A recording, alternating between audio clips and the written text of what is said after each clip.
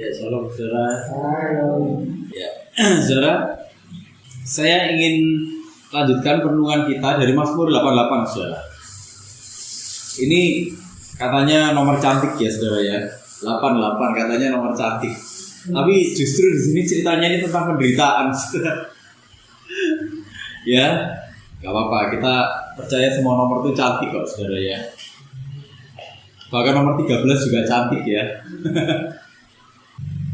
Saya akan bacakan untuk kita semuanya.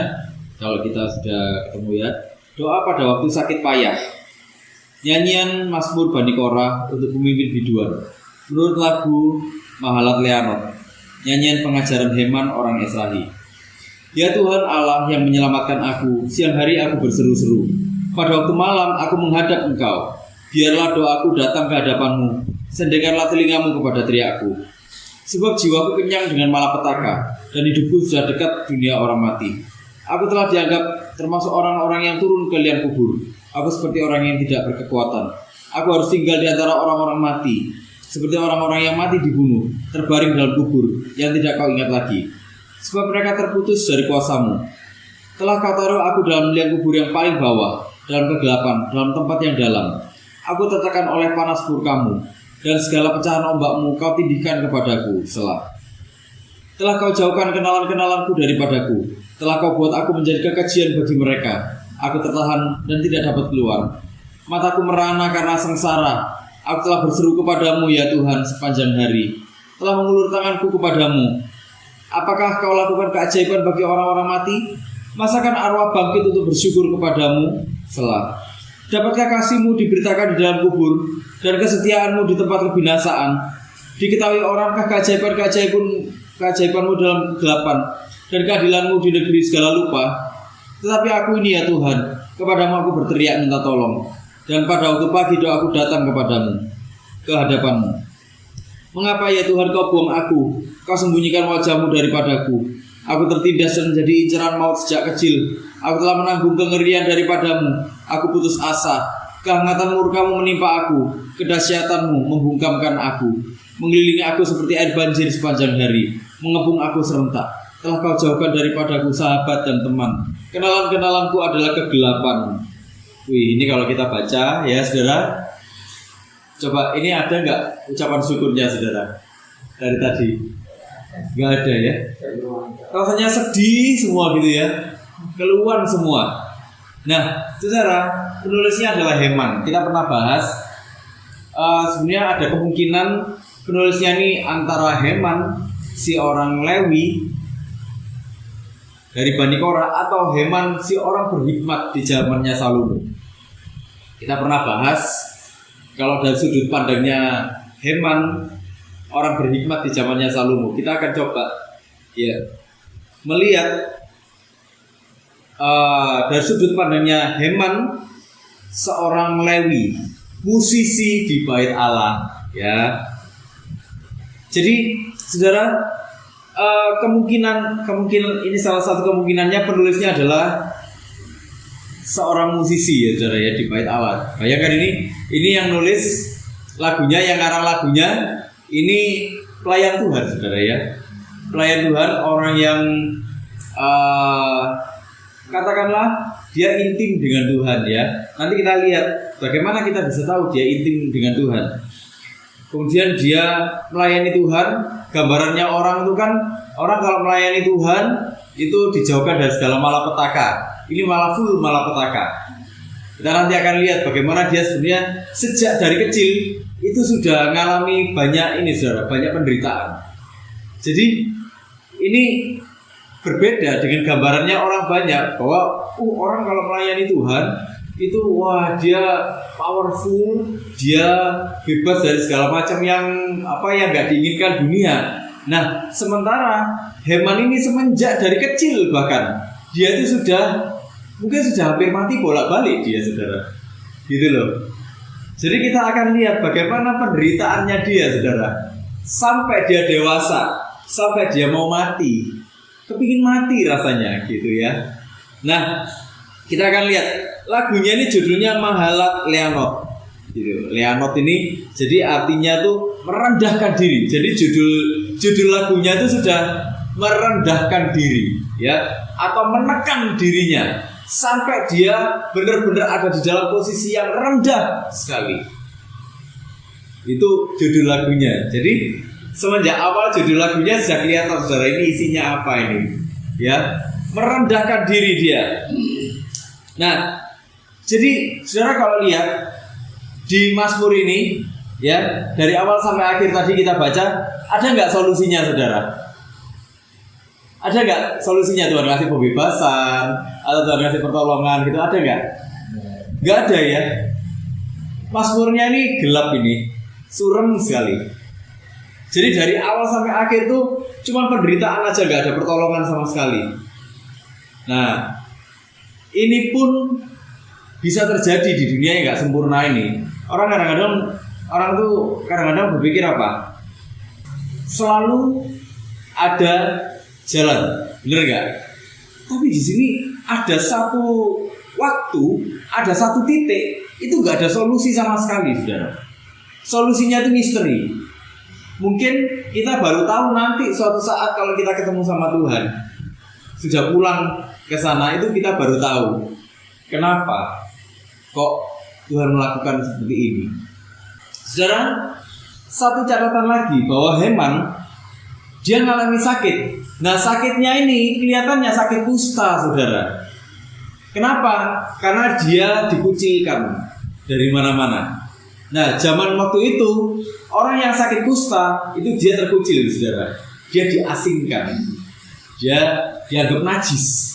Itu ya, najis di hadapan Tuhan, najis di hadapan sesamanya. Jadi nggak kumpul gitu ya waktu itu. Nah, inilah sakitnya Heman. Kemungkinan dia mengalami kusta dan itu satu aib yang besar karena dia dianggap orang najis. Nah, saudara, saya ingin supaya kita lebih jelas, saudara, ya, memahami pasal ini. Saya ingin mengajak kita melihat struktur dari pasal ini. Nanti kita akan bisa ngerti ini sebenarnya arahnya dia kemana.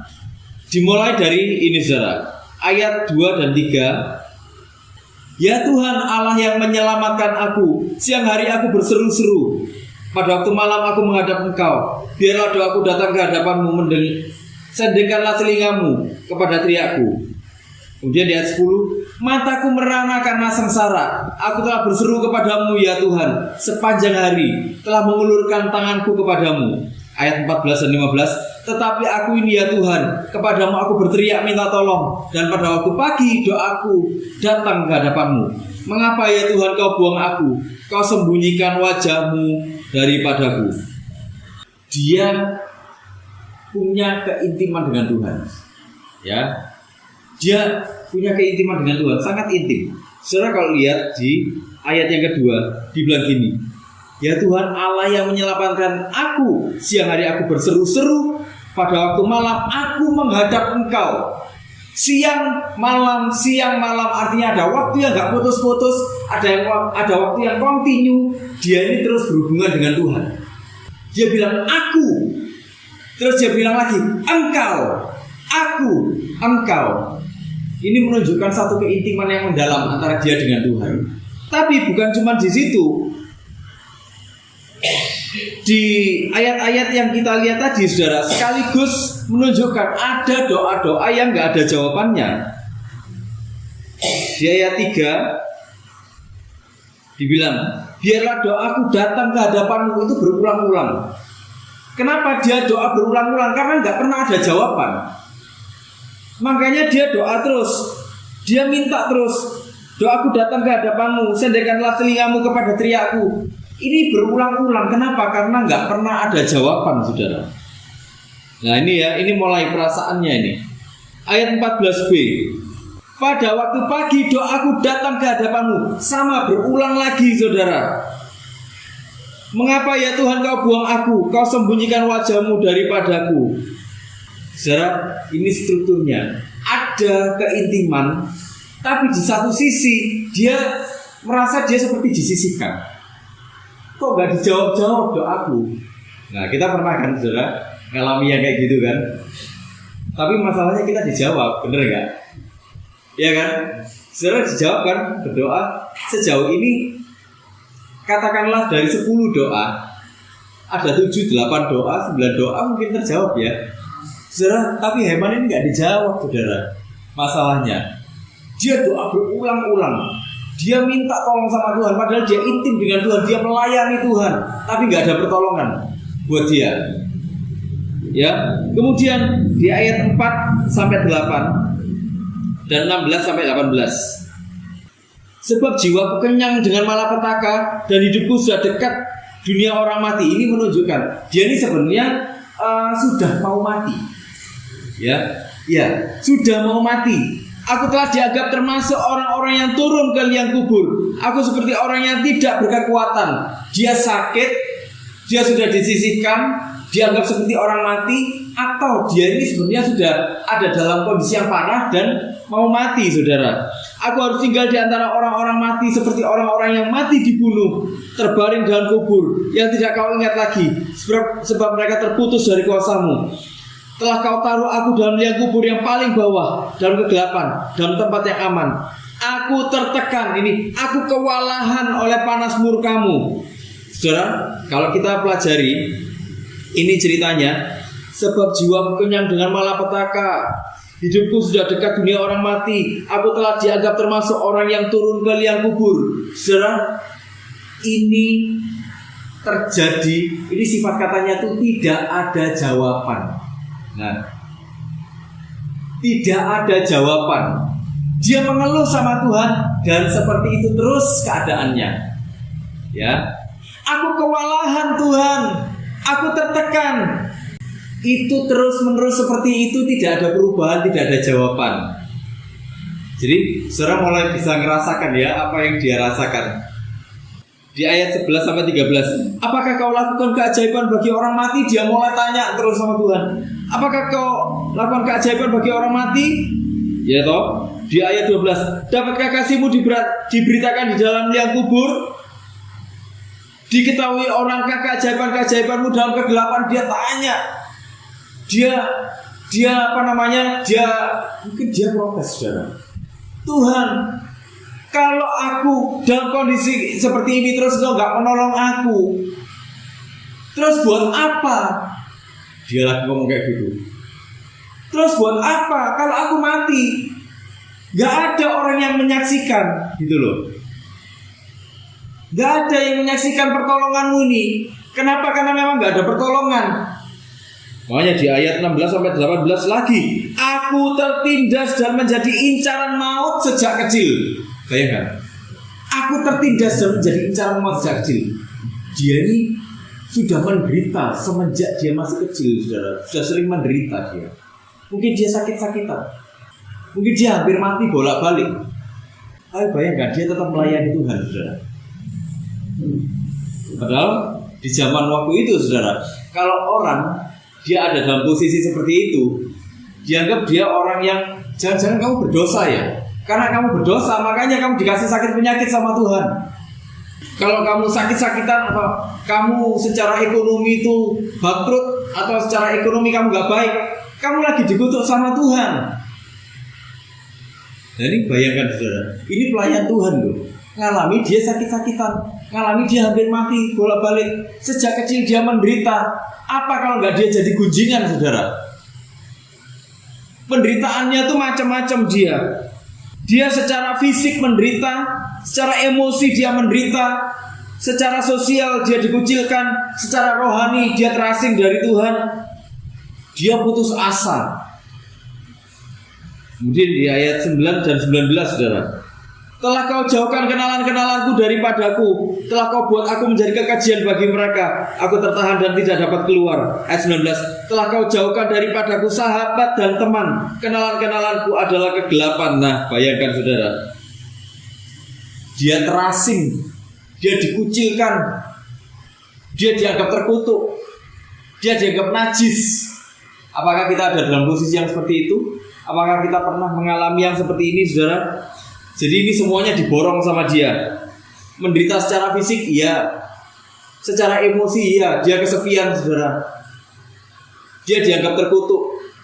Dia tertekan jiwanya. Ya, stres dia.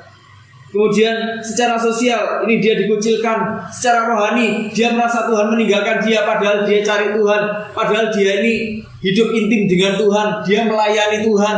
Kurang apa dia?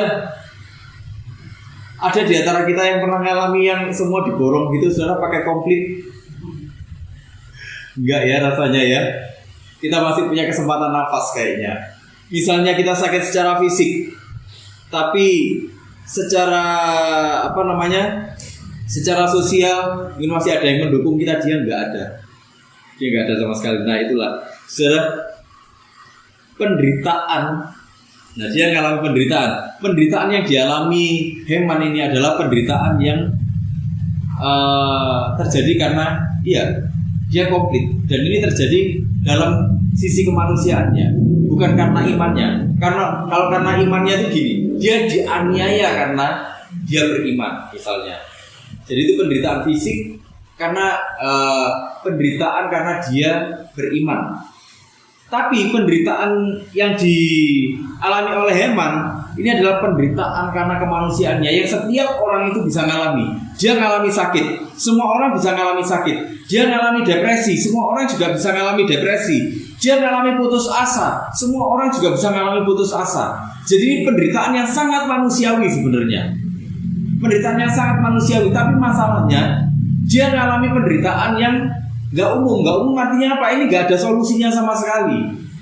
Ini penderitaannya jalan terus. Kita berdoa masih ada jawaban, saudara. Dia berdoa nggak ada jawabannya.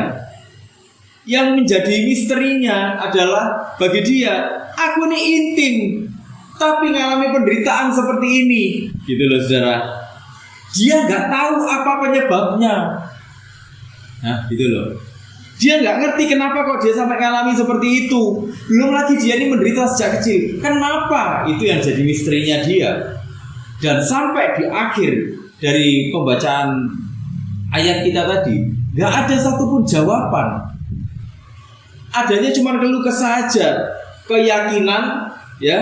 Yang ada cuma keyakinan, ungkapan penderitaan, kemudian ungkapan keterasingan. Adanya cuma itu aja. Saudara, kalau kita menderita, kalau kita sakit misalnya, atau kalau kita depresi, saudara, pertanyaannya apa, saudara? Selalu, kenapa? Ya kan? Kita selalu tanya, kenapa? Kadang-kadang kita selalu mengasosiasikan gini, aku dosa apa ya? Bener gak? Atau aku habis makan apa ya? Atau aku salah apa ya? Selalu kita punya tuntutan di dalam pikiran kita, tuntutan yang logis. Tuntutan yang logisnya itu apa? Jawabannya apa? Kenapa ini semua terjadi? Kita kalau menderita atau kita kalau lagi ada dalam masalah, kita selalu cari itu kan, saudara. Kenapa, dan selalu kenapa. Tapi Mazmur lagi menunjukkan tidak ada jawaban di sini. Tidak selalu di dalam penderitaan kita akan menemukan jawaban. Bahkan kadang sampai endingnya kita akan menemukan tidak ada jawaban. Makanya saya waktu merenungkan ayat ini, saudara, saya kadang-kadang merenungkan gini. Saya bayangkan ada orang-orang yang mengalami kesusahan, saudara, ya. Mengalami kesusahan, misalnya dia sakit sampai endingnya dia berdoa, dia nggak disembuhkan sama Tuhan. Ada orang-orang yang hidup di dalam penderitaan, di dalam kemiskinan yang sangat miskin. Dia berdoa, Tuhan pulihkan aku, Tuhan pulihkan aku, Tuhan pulihkan aku, tapi sampai matinya Tuhan nggak memulihkan dia. Dia tetap ada dalam situasi seperti itu. Kenapa? Kadang kita ini kan saudara, mempermudah, berusaha menyederhanakan segala sesuatu dengan bilang, kadang kita ngejudge, karena dia malas. Kalau dia nggak malas, nanti pasti ada jalan. Kadang-kadang ada orang yang sudah nggak malas tapi tetap nggak ada jalan, saudara. Dan pemazmur menunjukkan itu. Ayo, kurang apa dia, saudara? Dia pelayan Tuhan, dia intim dengan Tuhan. Dari kecil dia menderita. Penderitaan yang sekarang itu nggak ada jawabannya. Sampai selesai lagunya, biasanya kalau kita lihat di Mazmur itu ada jawaban atau ada ucapan syukur. Tetapi misalnya tenanglah hai jiwaku, ya kan? Ini nggak ada, saudara. Artinya apa? Dia nggak merasakan ada satu ada satu ini, tangan Tuhan menyentuh dia. Pernah nggak kita merasakan yang seperti itu? Rasanya kita sudah berdoa, rasanya kita sudah melakukan segala sesuatunya untuk Tuhan, tapi tangan Tuhan nggak menyentuh kita waktu kita membutuhkan. Tapi ini real, saudara, nyata. Pemazmur yang menulis itu, kenapa? Ini ditulis dari pengalamannya. Ini mazmur pengajaran, sekaligus mazmur ratapan. Mazmur pengajaran itu membawa kita kontemplasi, membawa kita merenung dalam-dalam, supaya kita punya wawasan yang lebih mendalam tentang kehidupan. Mazmur ratapan itu membawa kita ini mengatasi konflik-konflik di dalam iman kita. Kita kadang-kadang kan berpikir, saudara, Tuhan, kenapa ya? Ya, kadang-kadang kita ini ketemu sama orang, kenapa ya Tuhan dia sampai masa terakhirnya dia mengalami hidup yang naas. Naas dalam artian misalnya dia sebatang kara, dia sakit, dia berdoa minta disembuhkan tapi dia nggak disembuhkan, dia meninggal. Kenapa? Pernah nggak saudara ketemu dengan kasus-kasus yang seperti itu dan saudara mulai bertanya-tanya? Kadang kita mulai bertanya-tanya gini kan, Tuhan ini sebenarnya adil nggak sih dalam kehidupan ini? Mengizinkan orang ada di dalam kondisi seperti itu. Kita mulai berpikir, ya kan, apakah Tuhan itu jahat gitu? Ya toh? Dari sudut pandang si orang itu, bisa saja dia berpikir, jangan-jangan Tuhan itu jahat, jangan-jangan Tuhan nggak peduli dengan aku, ya kan? Atau kalau kita lagi ngalami persoalan seperti itu, dalam kondisi seperti itu, kita mungkin berpikir Tuhan sudah nggak peduli lagi dengan aku. Kemudian ada orang datang sama kita, seolah-olah membawa jawaban. Kamu harus tetap beriman, kamu harus tetap yakin, kamu harus tetap berdoa. Jangan-jangan kamu ini nggak berdoa, jangan-jangan kamu ini nggak tanya sama Tuhan. Bener gak? Kadang-kadang kita dihakimi kan, saudara. Kamu makanya hubunganmu sama Tuhan beres gak? Ayo, kita kadang-kadang ditanya seperti itu kan. Hubunganmu sama Tuhan gimana? Pemazmur ini kurang beriman apa coba, saudara? Tapi kenyataannya ada kondisi seperti itu. Pemazmur sedang menunjukkan tidak selalu ada jawaban dalam penderitaan. Apakah itu adil? Adil. Ya, segala sesuatu diizinkan kok sama Tuhan. Saudara, Pemazmur ini juga ingin menunjukkan gini, bahwa penderitaan yang seperti ini itu selalu ada sepanjang zaman. Penderitaan yang seolah nggak masuk akal kayak gini ini bisa terjadi pada siapa saja. Penderitaan itu bukan bukan akhir dari harapan. Justru ini gini, Pemazmur sedang menunjukkan gini, penderitaan itu justru jadi bagian dari kehidupan dan perjalanan spiritual kita. Masuk akal kok kalau kita ini menghadapi penderitaan seperti itu. Kenapa? Dunia sudah nggak sempurna. Jadi kalau kita menghadapi kerusakan seperti itu, ya bisa saja terjadi. Dalam tanda kutip kita nggak dipulihkan sama Tuhan, bisa terjadi. Tapi kita akan melihat bagaimana Pemazmur menghadapinya. Kita melihat ada banyak orang menderita di dunia ini. Ayub salah satu contohnya. Ayub salah apa, saudara? Gak salah apa-apa kan? Tapi sampai terakhir pun dia gak ngerti apa salahnya dia. Kenapa dia mendapat kejadian seperti itu, terjadi dalam hidupnya. Dia gak ngerti, saudara. Yesus, saudara, bahkan menanggung dosa kita semuanya. Dia menderita, dia terasing dari Allah Bapa. Dia disalibkan, dia ditelanjangi, dia mengalami penderitaan yang sebegitu rupa. Apa salahnya Tuhan? Untuk Yesus, apakah itu adil? Kalau kita pikir dari sudut pandangnya kita, saudara, kalau itu terjadi pada kita, adil gak? Ada gak kita mau jadi kayak Yesus itu, saudara? Kita disalib gitu demi orang lain, ada gak? Gak ada yang mau ya, saudara ya. Makanya dibilang tidak ada kasih yang lebih besar daripada kasih yang rela memberikan nyawa untuk sahabat-sahabatnya. Nah, penderitaan seperti itu ada sepanjang zaman, saudara, dan selalu ada. Nah, itulah kenapa, saudara, iman itu menjembatani penderitaan. kita bisa lihat gini. Lihat ya, Heman selalu ngomong gini, ya Tuhan Allah yang menyelamatkan aku, siang hari aku berseru-seru, pada waktu malam aku menghadap Engkau. Lagunya dibuka dengan pernyataan keintiman dengan Tuhan. Waktu dia sudah mulai makin nggak pasti, dia makin bertanya-tanya. Ya saudara ya, di ayat 10 dia mulai bilang, mataku merana karena sengsara, aku telah berseru kepadamu ya Tuhan sepanjang hari.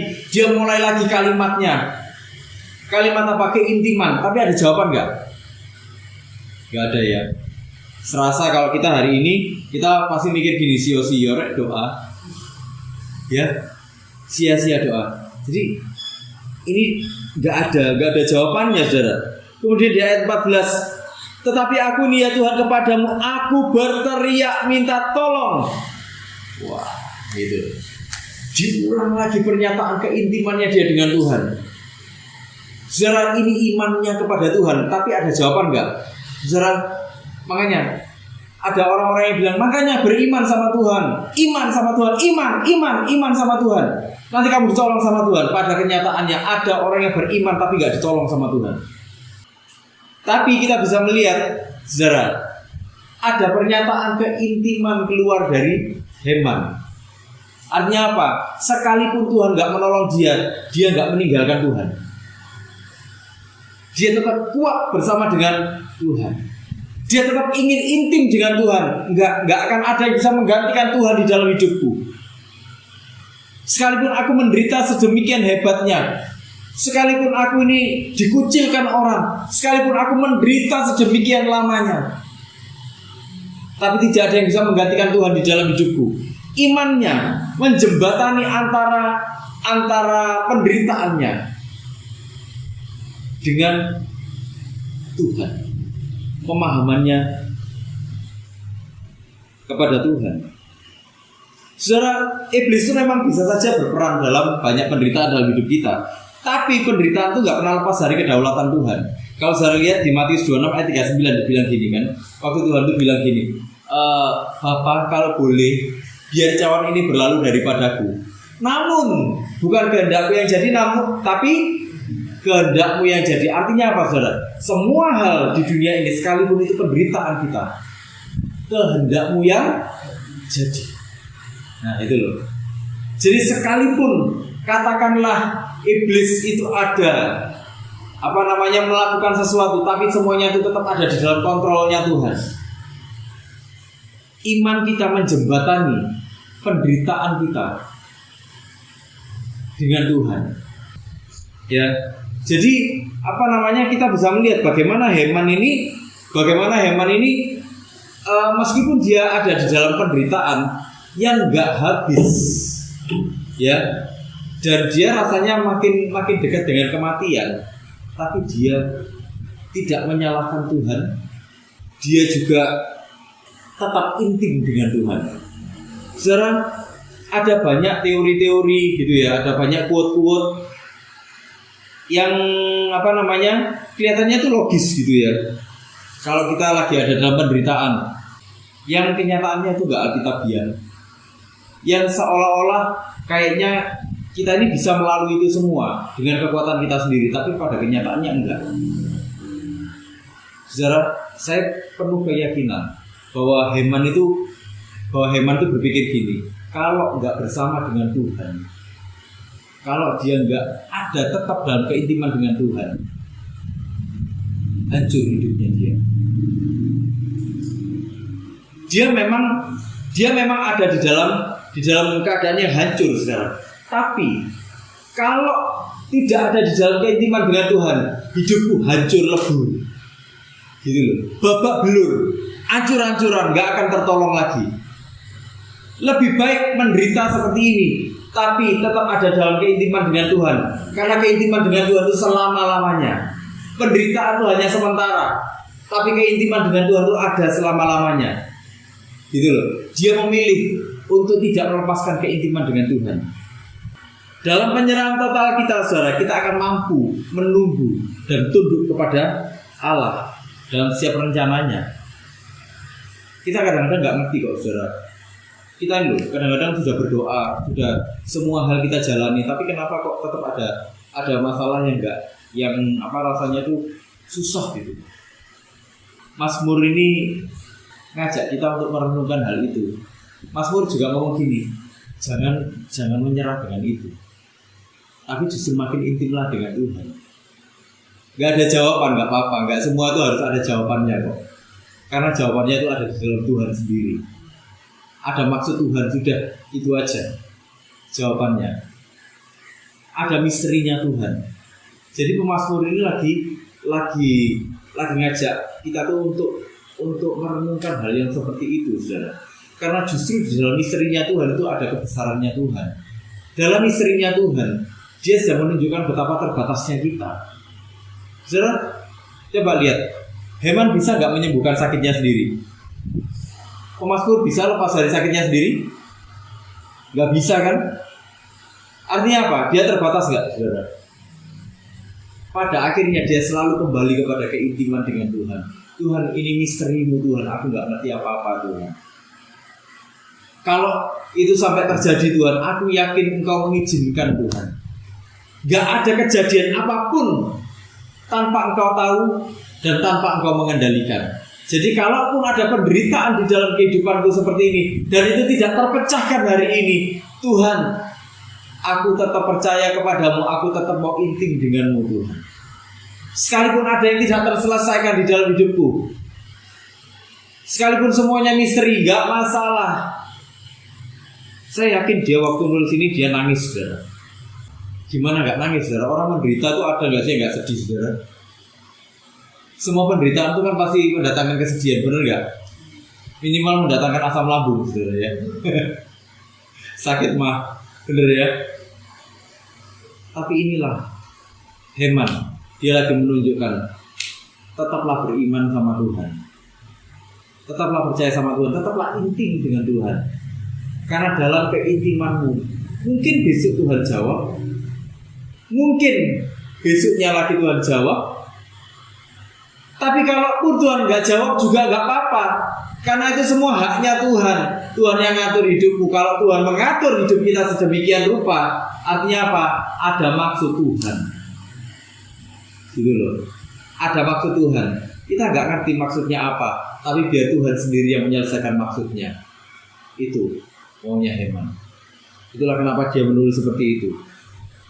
Jadi saudara, saya ingin tunjukkan gini, ya, saya ingin ajak kita merenung. Ini nggak apa-apa, ini nggak ada endingnya, nggak apa-apa, nggak masalah, gitu loh. Ini memang sesuatu yang membingungkan, tapi nggak masalah. Tetaplah kembali kepada Tuhan, karena cuma Tuhan satu-satunya bagi Heman. Aku mungkin dirasani orang katanya gitu. Ya pasti dia dirasani orang, dianggap dia orang terkutuk, dia dianggap orang najis, tapi nggak masalah. Tuhan melakukan ini kepadaku, nggak masalah. Aku akan tetap kembali kepadanya. Seberapapun Tuhan Engkau membuat aku kewalahan, aku akan tetap kembali kepadanya. Nah itu saudara, itu yang ingin Tuhan mau. Apa yang Tuhan inginkan? Ini yang Tuhan inginkan dalam hidup kita. Apapun yang terjadi, tetap kembalilah sama Tuhan. Gak peduli apapun penderitaannya. Dalam hidup ini banyak hal yang gak masuk akal terjadi kok, tapi gak masalah. Ya, gak masalah. Biar Tuhan yang menyelesaikan rencananya. Amin saudara. Mari kita sama-sama berdoa.